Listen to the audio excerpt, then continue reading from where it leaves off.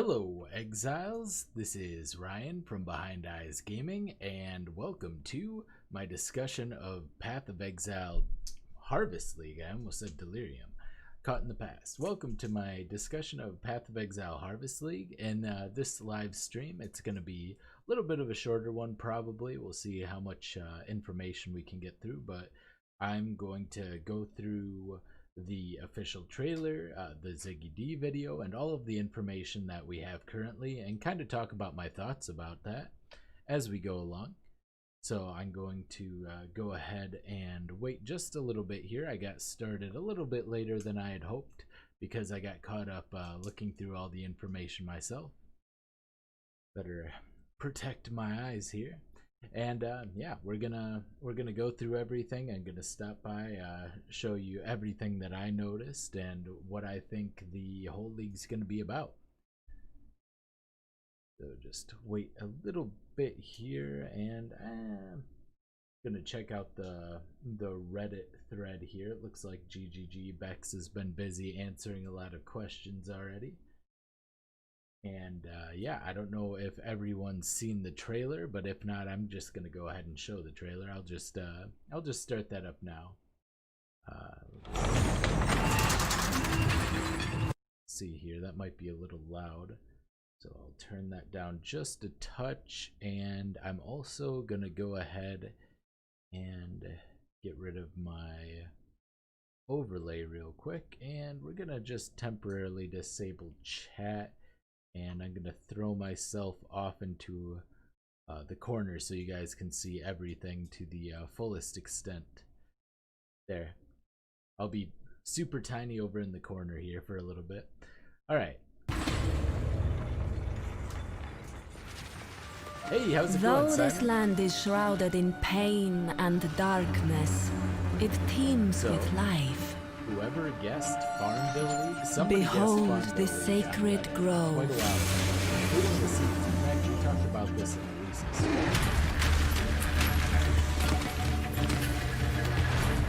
With forethought, we may bend life to our will, to remake the world as we see fit.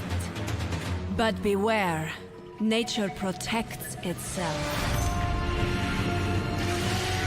Alright, so basically, looks like we're just going to run around maps, probably in each map, and maybe even in each instance. I don't know if it'll start in maps or not. More complex league compared to previous ones.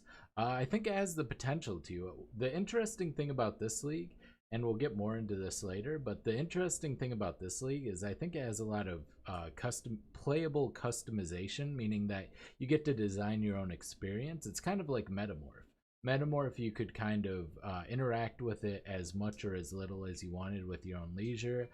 You could make sure you're getting all the organs and getting all that, but maybe even a little bit more so. So yeah, we'll talk about that in a little bit. But yeah, basically it's just you pick up the seeds in every map, and then you take them to a special area similar to your menagerie or something. You plant your seeds, and you fight groups of monsters every 5 maps from the sounds of it. It takes 5 maps for the seeds to mature, so...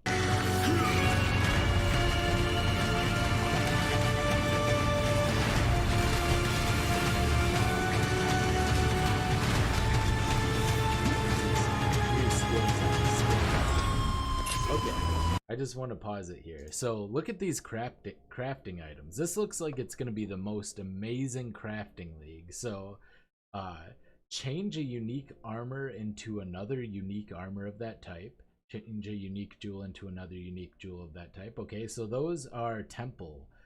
Those are like the unique altars in the temple. Very, very strong. I don't know if it'll allow league specific. I don't know if you could get a headhunter using this method. Change a unique ring, amulet, or belt into another unique of that type. Augments an item with a new influence modifier. That means you can give influenced items influence. If you have an eye level 85 uninfluenced item, that's a good base type, you can throw influence on it using this modifier, or removes an influence modifier from an item and adds a new influence modifier. That could also be very powerful. These are really, really crazy, and there's a lot of crazy ones. We'll get into that as we see more of them. But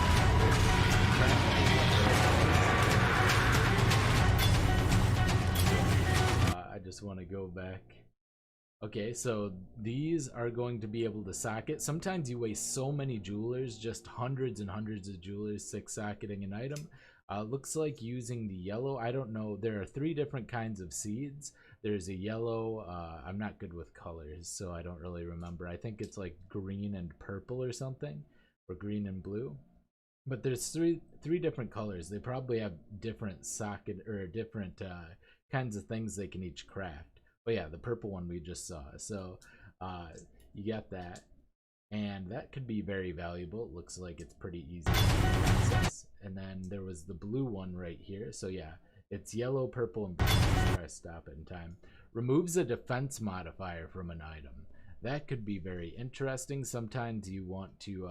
so metacrafting is going to get a boost in this. That's really strong. Randomizes the numeric values of random properties of defense modifiers on an item. That is a targeted divine orb. That's better than a divine orb in specific situations.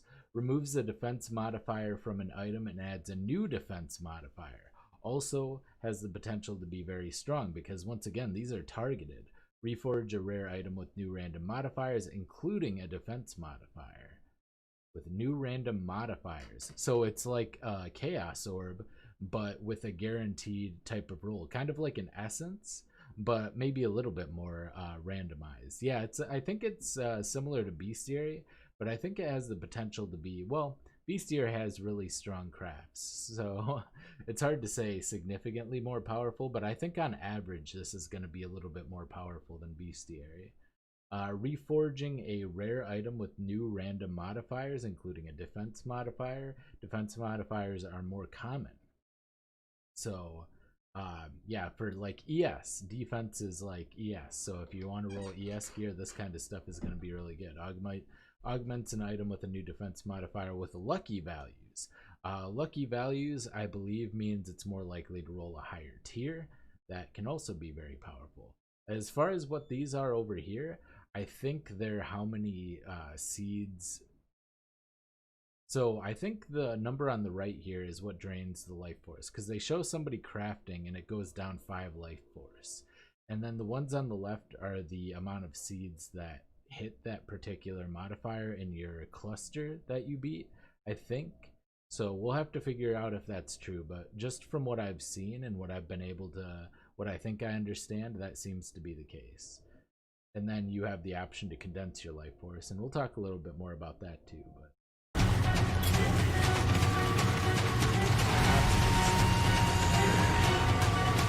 But do not forget, whatever you sow, you must harvest. Alright, and then we'll get over to the development or developer commentary here. In the Harvest League, seek out the seed cache in every area you explore. Good old Chris Wilson. Take its seeds through Oshabi's portal to the Sacred Grove. Sow those seeds to grow dangerous and rewarding monsters. When they are ready for harvest, slaughter them and extract their life force.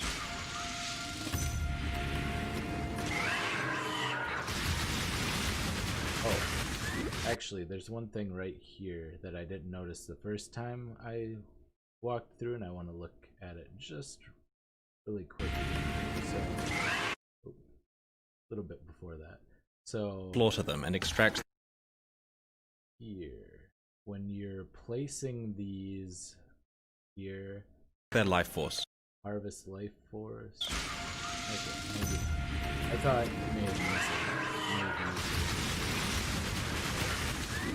So I'm wondering how you get harvested, because that hasn't been made clear, I don't think, since in any event. Use this life force to easily craft powerful items.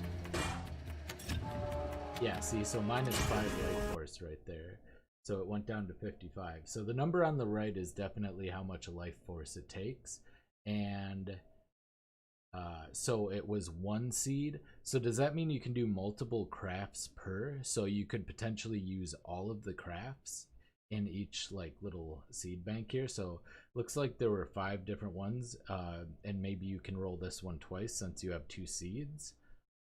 So does that mean you can double Exalt Slam a new caster modifier? So you can drop a wand in here with like one really good caster modifier and then double Exalt Slam it with 10 life force? Because that seems pretty crazy, especially solo self-found is really going to benefit from this. All new crafting options really benefit solo self-found.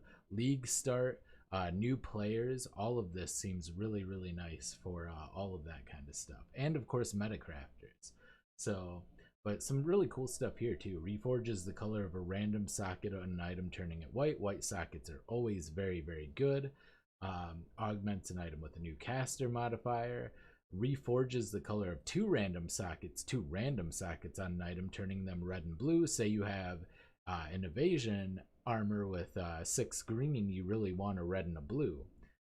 This is the way to go for it. Really easy, can save you a lot of chromatics. Reforges the rare item with new modifiers, including a caster item. Boost your mic output. Oh, game sounds like it's drowning me out. Yeah, hang on. I got this. I'll probably have to turn it up. Hey, how's it going, Christian? Randomizes the numeric values of random properties of caster modifiers on an item. Actually, hey, Jessica. Oh, she's not here right now. I was going to have her do a sound check on me. Yeah, I want to make sure, because sometimes my microphone becomes a little unplugged or something. So I just want to double check. It sounds like I'm a little quiet. I'm probably quiet compared to the game sound for sure, but I just wanted to make sure that I'm okay normally. Am I okay? Oh, I stopped talking. That doesn't help. Testing, 1 2 1 2. I'm a little quiet. Okay, let me see. That's weird. Oh,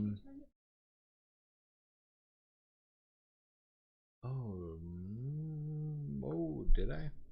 Okay. I thought I didn't. Hang on. I'll fix my microphone real quick.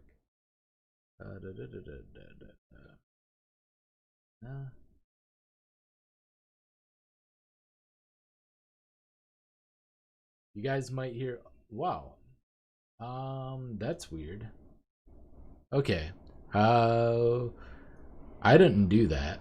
That just happened. I definitely didn't set my microphone output to 54%. Anyway, is that better? Whoa, I think it might be too loud now. Can you listen to it again? I think microphone is working right. Okay. Yeah, that's way better. Okay, cool. Perfect. All right. Yeah, if something happened, weird. All right. Well, anyway, so yeah, it looks like the number on the right is the life force, so the -5, and then it uses a seed. So potentially you could get, up to 6 crafts. I don't know if you can use it all, and then you can condense the leftovers, which is pretty strong looking, pretty strong seeming.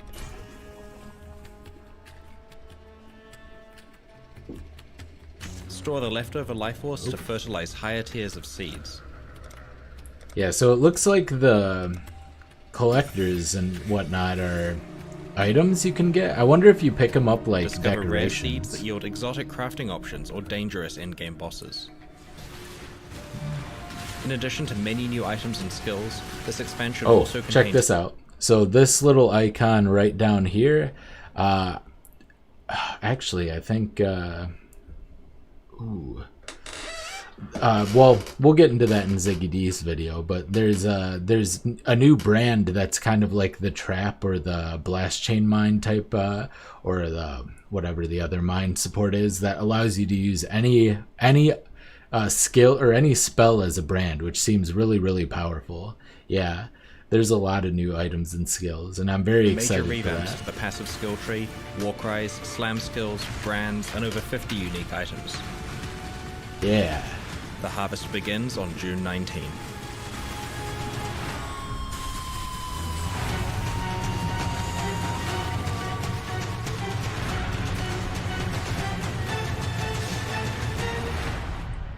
And it was hard to tell without the minimap, but I assume all those last fights were in the...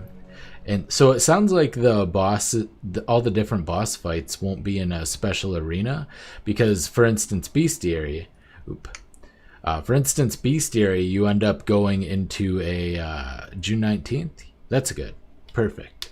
It's a little late. Usually the league starts a little bit earlier, but with everything going on, it's definitely understandable, and I'm really happy. I'd rather they, take a little extra time to polish the league up and release something that's good rather than releasing something that's of lower quality. But just the things that we learned from that, it sounds like there's going to be a fairly high degree of customization as far as crafting options that are available. There will probably be a decent amount of RNG to it, and Ziggy D's video, which we're going to watch next, explains a little bit more. I'm gonna just shrink down a little bit again here, move over to a corner. And here is Path of Exile Harvest. Behold the sacred grove. After a league of delirium intensity, things are getting decidedly more cozy. No timers, no clear speed rush. It's time to farm. Yeah. In Path of Exile, the most literal sense of the word to date. Ushabi of the Azmeri has discovered the sacred grove, left behind by an ancient people. The Azmeri people shun superstitious things, so we are her best option in exploring its esoteric power. As we explore the world in Harvest, we'll now be able to discover caches containing a variety of seeds. We can collect these seeds and then take them to the Sacred Grove. In the Sacred Grove, we'll be able to grow our seeds into beautiful crops of monsters. This is Path of Exile after all. What, did you think we'd be harvesting vegetables? Seeds can be planted however you like in the grove, but you'll want to place collectors nearby. Oh, okay. I was looking for the button there. So, That you'll want to place I keep collectors expecting there to be some sort of resource that enables the harvesters and such, and it doesn't seem like there is one. I don't know if you could just pick these up. It's really...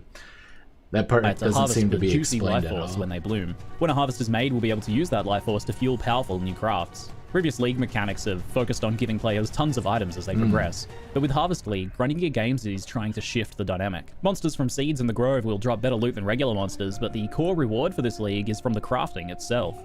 The philosophy is that, rather than processing a large number of rares to find good loot, players will be able to regularly craft themselves powerful upgrades. GGD is aware that if they want to explore toning back constant loot explosions, the crafting needs to be very powerful to compete. Wait a second.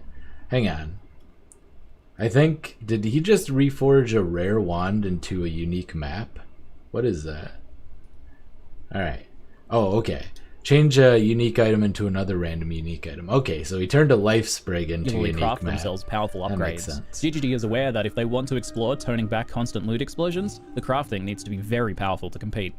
Crafting, for example, will include options to create new items with specific modifiers. Oh, here's some cool stuff. Alright, so... yeah, we already know like the Reforge is a rare item with a new random modifiers including casters, so that's like a targeted chaos. But and then we got the Exalt Slam. Here's some interesting ones though. This one we already looked at. Replaces a cold modifier with an equivalent fire modifier. Now, I don't know if it can be any cold modifier and any fire modifier, or if it like will equate cold damage over time to fire damage over time, for instance, for a burning build, or like flat cold damage to attacks to flat fire damage to attacks. For instance, if you're using an Archmage setup, that could be very important. And then change a stack of oils into another random stack of oils. You can grab your clear oils, throw them in there. What if you got 10 golden oils out of that? I don't know. That seems really crazy to me. And if you look at the life force bar here too, it's a little bit different. It looks like it's not always going to be the same amount of life force. It's probably based on the amount of crops. Maybe each one generates life force, or maybe one of the irrigation systems that you have, I guess, kind of provide that life force. But yeah, there's some really crazy stuff in here. So he just had a random blue one into that. Maybe this is a higher tier seed, because you notice they have different borders too. So you have like the kind of gray borders. Think of this like a card game, where they have like, you know, some card games have like different borders to indicate different rarity. You have like this silvery with the blue, and then you have this one with the bigger bubbles. And that just might be because this one's purple. Maybe these two are both tier 2 seeds. But yeah, these are definitely higher tier seeds, therefore rare, and require a different amount of life force as well. But and they might require different things to grow. Like maybe this one requires a bunch of purple ones to be nearby in order to grow within that. So that could be very interesting. Add guaranteed modifiers to existing items, change sockets, transform currency, and other powerful options for us to discover. Each seed harvested adds a specific crafting option to the collector, as well as some life force. So you can see also right here, consumes 10 wild units of condensed. Okay, so it's wild, primal, and there's a third one of condensed life force per growth cycle. Condensed is what you can do. So this is a tier 2. They said in order to grow higher tier seeds, you're going to need the condensed life force. So when you don't use life force to craft, you can condense it and store it. And then you can put it in the different things, and that will allow you to grow higher tier seeds. So if you really want to get those super juicy high tier ones, you're going to have to basically sacrifice some of the crafts from your lower tier ones. And some of them are less exciting anyway, so that's not a big deal. You're probably not going to be using all your crafts all the time. That'd be a little crazy. And then it requires 4 adjacent primal plants of at least 1 tier to grow. So I'm assuming this was the purple one that had to have a bunch of blue ones around it in order to work out. So pretty interesting there. Some life force. 8 growth cycles Life force must instead of either be 5 spent too. to use crafting options or condensed for other purposes in the garden later. When you make a harvest, you'll need to be ready with items to craft, but the good news is that each seed and plant will tell you what sort of crafts it could give.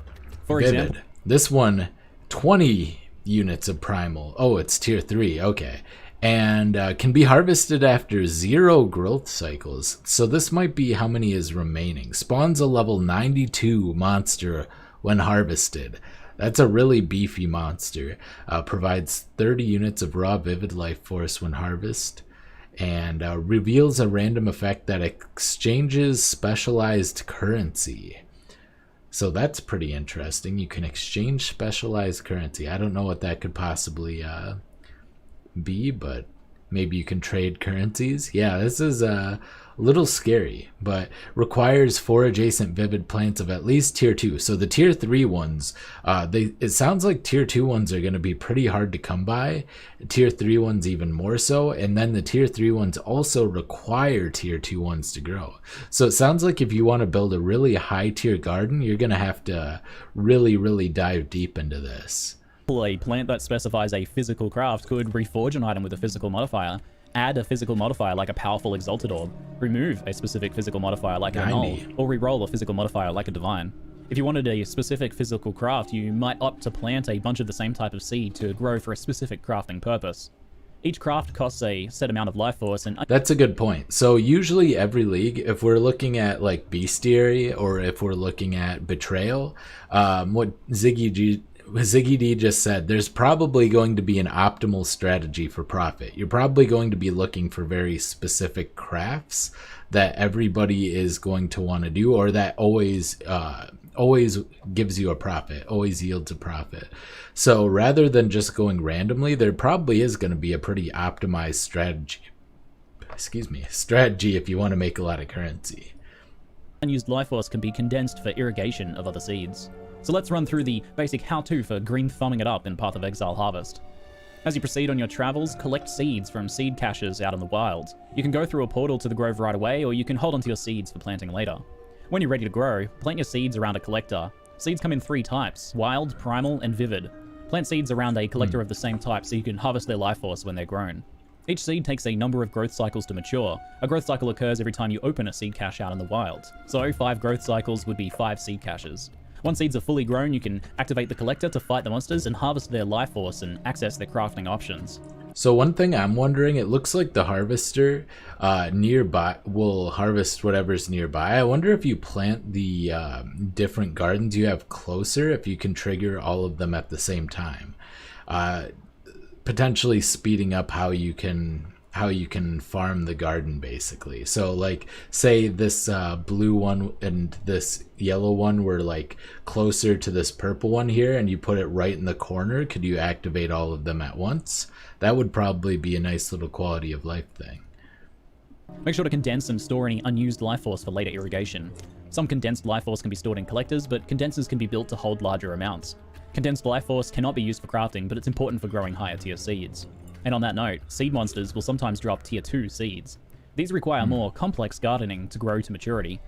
A tier 2 seed may need to be planted alongside other types of seeds to grow, and they need irrigation with Condensed Life Force. For this, you can build dispersers connected via piping to Okay, so Disperser had 10 Life Force, Reforge is a rare item. Oh wait, did he just condense that? Hang on. Alright, condense 6 Life Force. via piping to your condensers. These will moisten your seeds with life force as needed for them to grow. This tier 2 Primal Rex seed, for example, requires 4 adjacent primal plants, and it needs irrigation with 10 units of wild life force per growth cycle to grow. Tier 2 seeds will offer more powerful rewards, including access to rare tier 3 seeds. Gardens can be kept fairly simple, growing vast quantities of tier 1 seeds, or they can be evolved into sprawling factories growing seeds of different tiers. Players who enjoy games like Factorio will likely go a little bit nuts over complex planning of gardens, while others should be able to engage in a simpler, more organic fashion.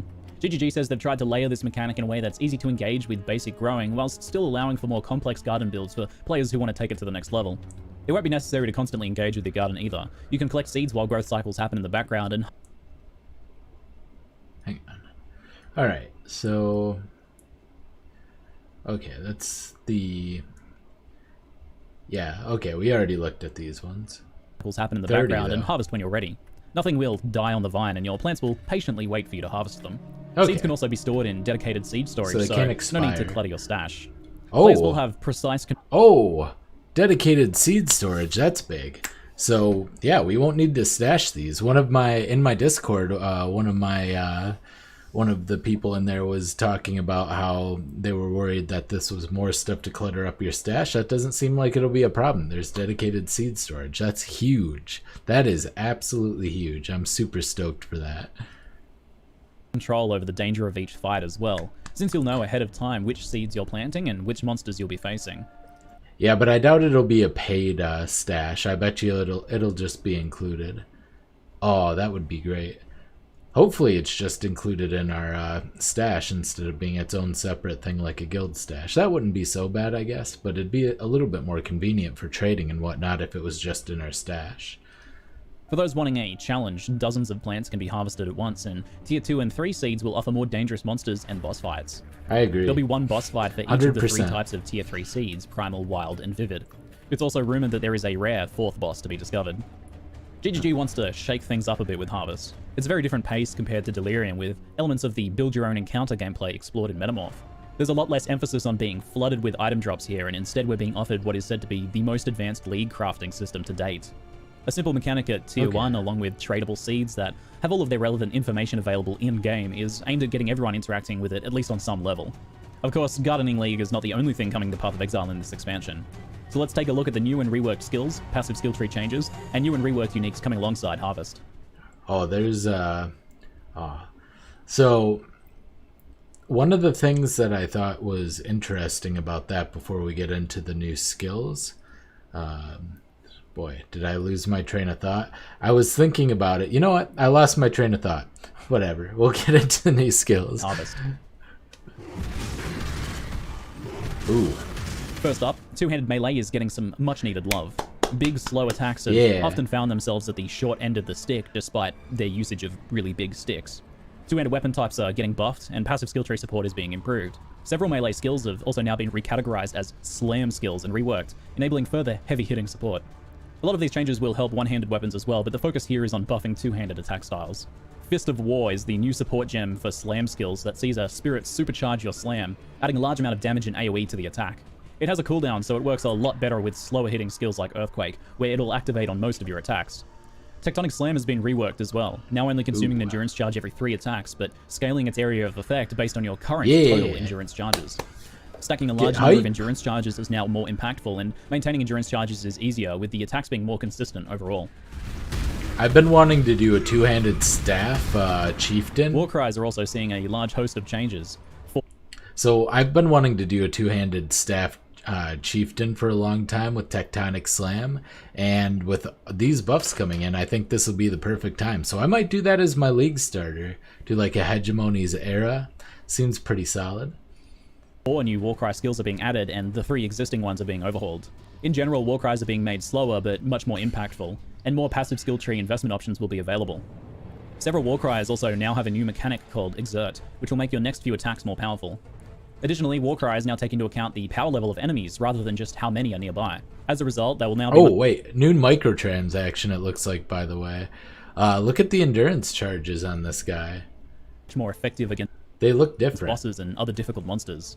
One of the new Warcry skills is Seismic Cry. A fierce they're bellow definitely knocks back different. nearby enemies and taunts them. Endurance Seismic charge Cry grants a buff that makes it easier to stun MTX? enemies and exerts your next few slam attacks, giving them more area of effect and damage. Rallying Cry's rework aims at giving a lot more support damage potential. Previously, it granted mana regeneration and damage scaling. It no longer grants mana regen, but instead it adds a percentage of your weapon's damage to nearby allies, depending on the power level of nearby enemies. It also exerts your next few attacks. Allies that can be buffed by Rallying Cry's added weapon damage can be other players or minions, such as those summoned by Herald of Purity. Ooh, okay. So we can buff minions now with the Rallying Cry, but it sounds like it's going to be based on your weapon damage. So probably won't be applicable for, you know, everything, but still pretty cool. Pretty cool. Melee Now, aside League from the 2. big stick melee, brand skills are also seeing some major new additions and changes. GGG are aiming to make brand builds more interactive, while the most powerful Archmage brand builds will be getting nerfed. New options including 3 new brand skills are being added to the game to open up brand new playstyles. The first of these is Arcanist Brand.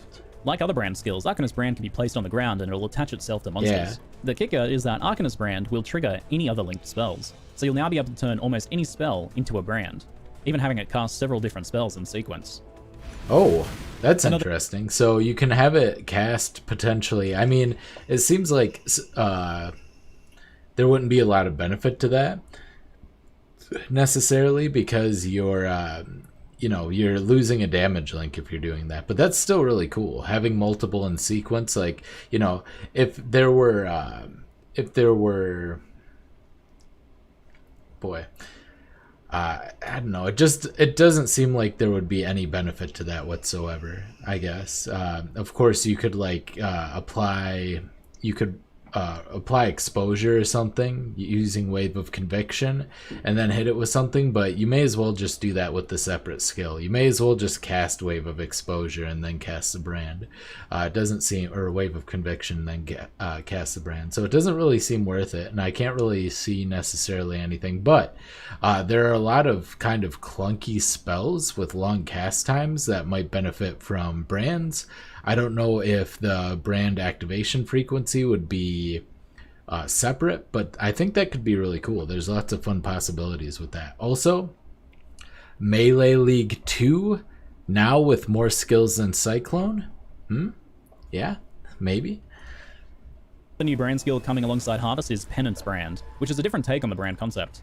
When the Penance Brand attaches to an enemy, it starts building up energy and spreading it to other nearby enemies. When the brand is removed, the built-up energy explodes, dealing physical and lightning damage. Ooh. Multiple Penance Brands will be able to build up energy more quickly, and the design of the skill will let you trigger explosions through brand recall, enemies dying, or brands expiring. So there's a lot of defensive utility to that Other one. new skills and more details on reworks will be coming over the next couple of weeks. Because it looks now, like while it Cluster stuns. Duels last league shook up passive skill tree builds, the core passive skill tree hasn't seen a lot of change in a while. With Ooh. Harvest, the passive tree will be blooming with new opportunities. In addition to new two-handed weapon support and Warcry nodes, there will be more support for other recent mechanics that don't currently have a lot of passive tree presence. The passive skill tree will also be getting new keystone passives, and... Oh, yeah! Okay, so we're getting the Agnostic just straight up on the tree. That's a very, very, very powerful node. Okay. So, normally you need one of the Legion Timeless Jewels in order to put this on the tree. This is really, really strong. While not on full life, sacrifice 20% of mana per second to recover that much life. That is very, very powerful. I've seen it just absolutely sustain pretty much any build that it's put into. It requires a little bit of build around, of course, or an enduring mana flask, one of the two. Or maybe both. But yeah, this is really strong. It's actually in a pretty interesting place on the tree too. Templar is one of the ones that can use it most efficiently, but it's not too far from the Witch either. And I guess you could use it on Marauder. Potentially, you could use it on a Blood Magic Marauder. So since you're not using your mana anyway, just throw this on there. Use your mana as a constant source of regeneration. Very, very, very strong. Some keystones from Timeless Legion jewels are also being added to the core tree, such as the Agnostic. Legion jewels will also be seeing some changes as a result. Path of Exile now has around 900 uniques in the game, and this expansion over 50 forgotten or lackluster uniques are being rebalanced or reworked. The Moonbender's Wing unique axe is our first example. It now gives 100% of your physical damages added cold or lightning for a lot more damage potential. To make it truly unique though, it now triggers Lightning Warp when you attack an enemy, giving built-in teleport movement to skills like Lightning that's Strike crazy or Spectral for Throw, leveling. effectively creating a new playstyle. Yeah. The unique boots, Wake of Destruction, were one of the first uniques added to Path of Exile, and they've really fallen behind. The chance to flee mechanic is actively bad, and it's been removed, and instead the boots now leave a trail of shocked ground when you move, allowing you to cause nearby enemies to take more damage. That's really Alongside nice. the 50... I've used those quite a few times just because they give a lot of flat lightning damage, and they're pretty. Yeah, chance to flee sucks. Chance to flee should be removed entirely from the game, in my opinion. It's not really beneficial. Just replace it with knockback. If you really want to knock things back, instead of just having them run fully away, just knock them back. or so reworked uniques, Harvest also brings a crop of 12 new uniques for us to farm for. Doriani's prototype is a big new unique chest armor that, quite frankly, scares me. Oh, okay. So this one is pretty crazy. Armor also applies to lightning damage taken from hits, as in your armor mitigates lightning damage. Lightning resistance does not affect lightning damage taken, and nearby enemies have lightning resistance equal to yours. So what that means is you get 0 lightning resistance. You have negative 60 lightning resistance. You stack the shit out of armor. You throw on Vol Molten Shell as well, so that you have like, you know, whatever, 40,000 armor or something. You're taking very little damage from lightning because you have 40,000 armor and Vol Molten Shell mitigating it. And then enemies nearby are going to take 60% more damage because lightning enemies have lightning resistance equal to yours. This is way better than almost any kind of lightning penetration you can get. This is insane. This is nuts. You would need to stack a huge amount of lightning resistance or lightning penetration to get anything near minus 60 resist, especially on bosses. That's the real kicker. Bosses have a huge amount of increased resistance. This is absolutely insane. Oh my god. Okay. Well, yeah, that's pretty bonkers. That's pretty crazy. Well, yeah, you might be right. Armor doesn't apply that well unless it's, well, 200k armor reduces 100 flat physical damage. That doesn't seem right to me. I definitely do not think that's correct.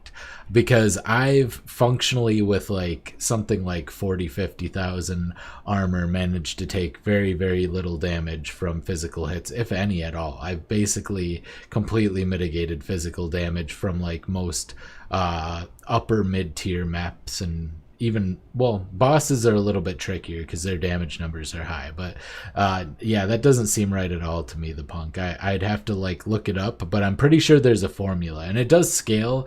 The higher the damage, the less mitigation, but the thing about lightning damage is it tends to be bursty, so it might hit on the lower end, so, you know, there's that as well.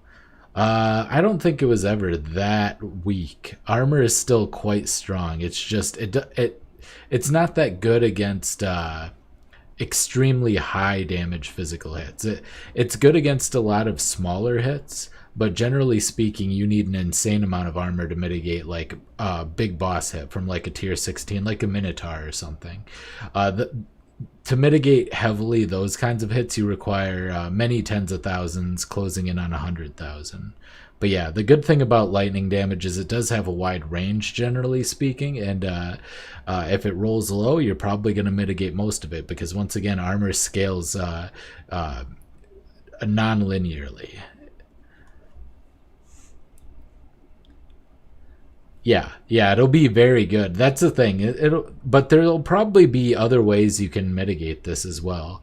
Like, I'll have to think about it, but there's got to be other ways you can mitigate this. There could be, Yeah, I'll have to think about it. I know there is a reduced lightning damage taken Pantheon as well. So, but I believe it's a % chance to take reduced lightning damage. So I don't know. We'll have to look into that. But I think this has crazy potential because just being able to get like Shaper or Cirrus or something to -60 lightning resistance is too good to pass up. It really is. Lightning resistance will no longer affect you, with it instead being applied to nearby enemies. That's what true. What this means is Call. that you can run around with -60 lightning resistance to greatly enhance the lightning damage enemies take. To hopefully stop you from dying, the chest also allows your armor value to mitigate lightning damage in addition to physical. Though this is potentially a very powerful damage boosting chest, getting enough armor to survive lightning damage may prove an interesting build challenge. Following our very apparent lightning theme for uniques today, I can also show... Oh, you're right, Daka. That's a really good idea. Oh, that's smart. See? Oh, and that's huge because it'll lower the number as well. The armor will mitigate it more efficiently because it'll convert first. Yeah, that's thinking with portals, man. Even if you put them at 0% lightning resist, that's really good. Yeah, but I mean, if you're going to wear that chest, you want to do -60. You want to have absolutely 0 lightning resist, or as close as you can to 0 lightning resist in your build. But yeah, that's the smart stuff right there, Daka. The new unique Topaz ring, Storm Secret. This ring allows Herald of Thunder to trigger its lightning storm effect when you shock an enemy, and it also increases the frequency of the storm strikes. You could indeed wear 2 of these rings and become a serious Avatar of the Tempest, but keep in mind that the ring also deals you 250 lightning damage whenever Herald... Anybody predicting an OMG it's Joseph build with this? Oh yeah, you can self-curse. Ooh, that's some crazy stuff right there. That's also very... Wow. Man, you guys are so smart. What would I do without you guys? But I'm predicting an OMG it's Joseph. If any of you guys are familiar with his YouTube channel, using this ring to trigger a bunch of cast when damage taken Herald of Thunders. Because taking damage whenever Herald of Thunder hits an enemy, and then the increased frequency, you can just constantly trigger cast on damage takens nonstop. So yeah, that's a really interesting one. 13% chance to shock. Looks like an interesting ring. Herald of Thunder frequency is really strong, and you can use it against bosses because it's just when you shock an enemy. It doesn't have to be like a huge shock. Made probably a little bit easier with like Elementalist or something, but yeah. Thunder hits an enemy. Although I'm pretty sure some creative players will find some ways of turning this drawback into an actual advantage. Herald of Thunder cast when damage taken builds, for example, could be something else. In other news, Delirium will be making its way to the core game, bringing the popular cluster jewels along with it. Because Delirium was made to interact with other game mechanics, the chance of encountering a Delirium mirror will be tied to the amount of other additional content in the area. So stacking endgame maps with a bunch of extra layers of content will increase the chances of a Delirium mirror appearing. In the lead up to the expansion launch set for June 19th, you can also jump on and test the new Vulkan Renderer beta, which many players have already been reporting is giving solid performance increases. True. You can actually enable it right now from the graphics option from the main it's menu. Helped me quite a lot, personally. And that is it for now. Let me know your first impressions on the idea of getting your hands dirty with Tron Gardening League in the comments. If you're keen to learn more, I'll soon be having a Q&A interview with Chris Wilson on my live stream, which I'll later upload to YouTube as well, so keep an eye out for that. I'm Ziggy D, and thanks for watching. But do not forget, whatever you sow, you must harvest. So, one of the things I want to speculate here, lots of teamfight tactics stuff coming up here, but one of the things I want to speculate, it is? Oh man, that sucks, dude.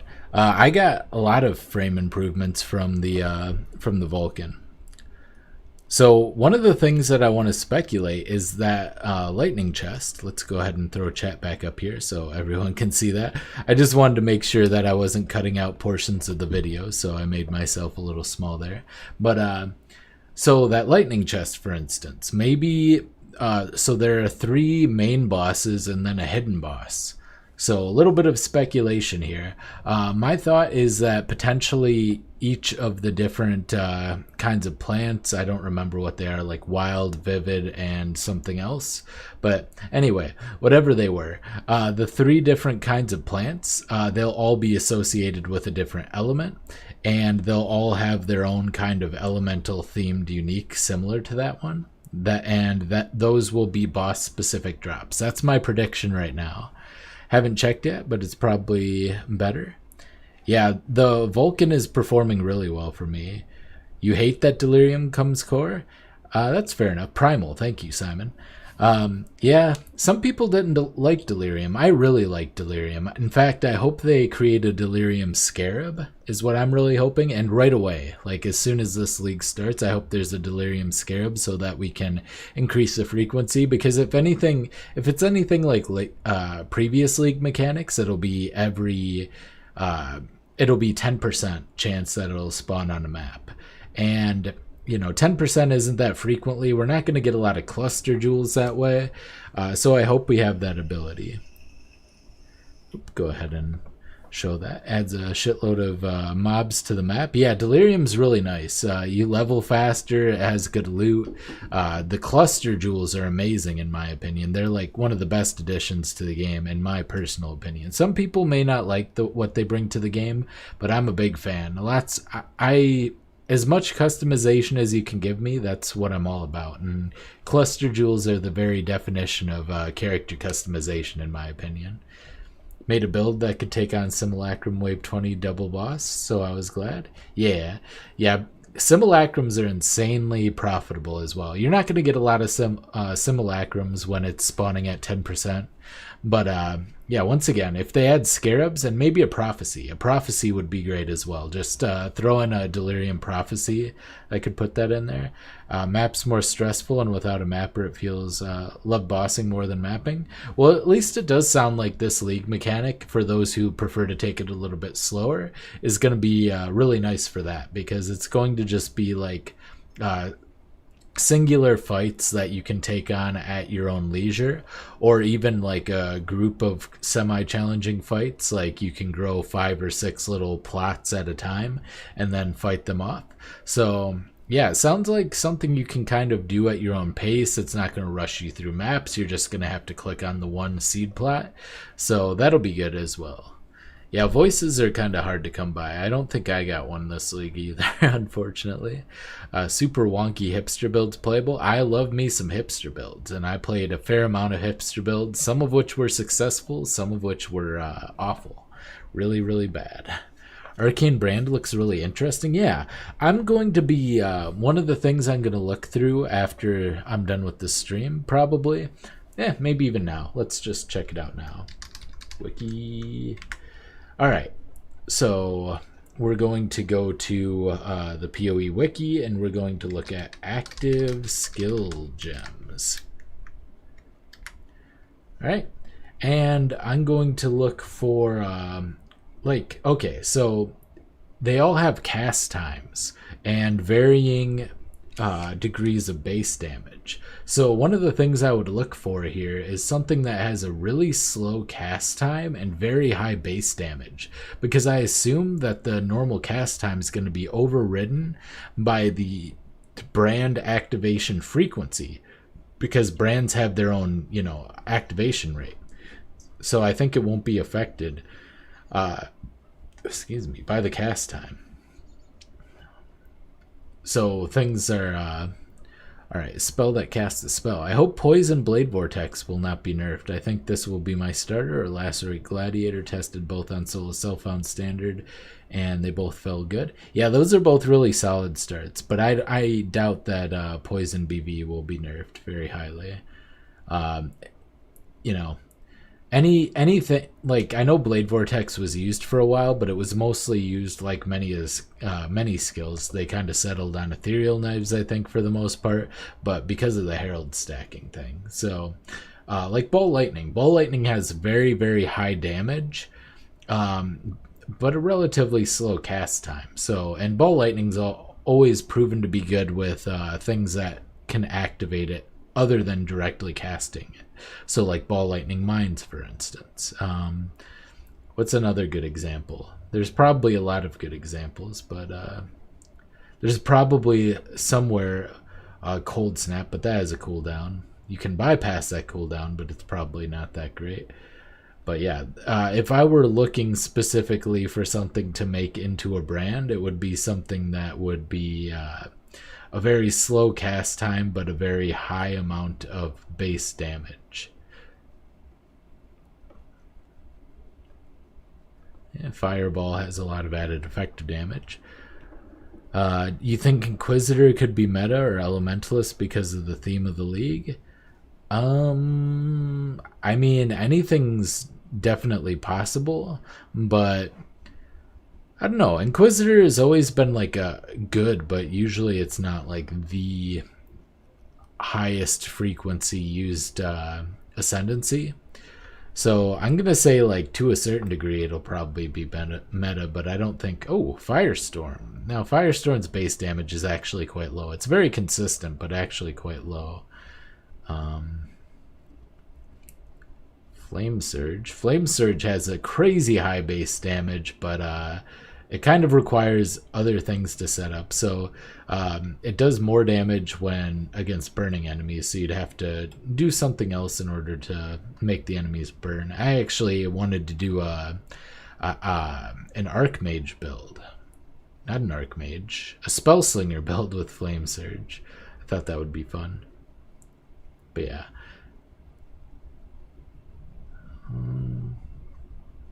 Yeah, maybe there's not so many super obvious ones here, but there are definitely some very high base damage. In the video they used Ice Nova. Ice Nova, of course, has a fairly high base damage as well. That kind of thing.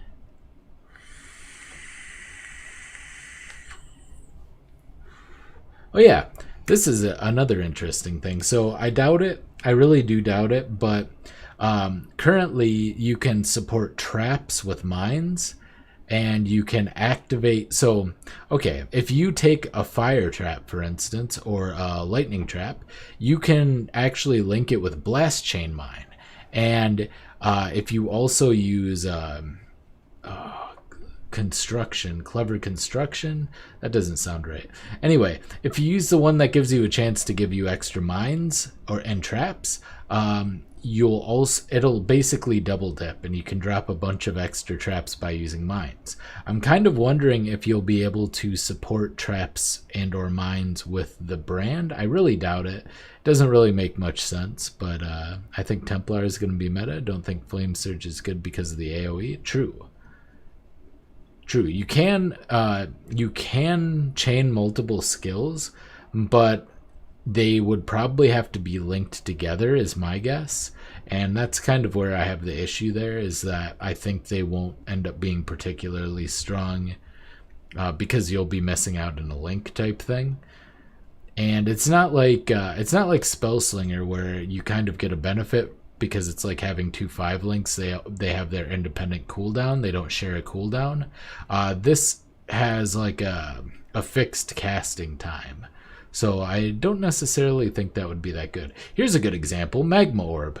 Magma Orb brands could be really, really strong. Magma Orb has a fairly slow casting time and a very high amount of base damage. So I could see potentially that scaling it with some AoE, getting some additional projectiles and additional chains, throwing on your... Oh, what's that necklace called? A unique staff which casts mines in addition to your main skill? True. Ooh, I know what it is. I just used it, but I can't remember it. Oh, Purifying Flame as well. Purifying Flame has very high base damage, fairly slow cast time. Okay crit strike chance and decent effectiveness of added damage. Could make for a good brand. But yeah, there's a lot of stuff to consider for all this. And I'm probably going to call it good for the stream because, well, I just wanted to talk over everything. What I might end up league starting is that staff. Yeah, I can't even remember ascendancies right now. Chieftain. Staff Chieftain with Tectonic Slam. And yeah, we'll see what I end up doing, because there's still a lot of things to consider, a lot of stuff to come out. But I just wanted to show you guys that and talk about my thoughts on it. That pretty much covers everything. I hope you enjoyed. This has been Ryan from Behind Eyes Gaming, and I will see you next time.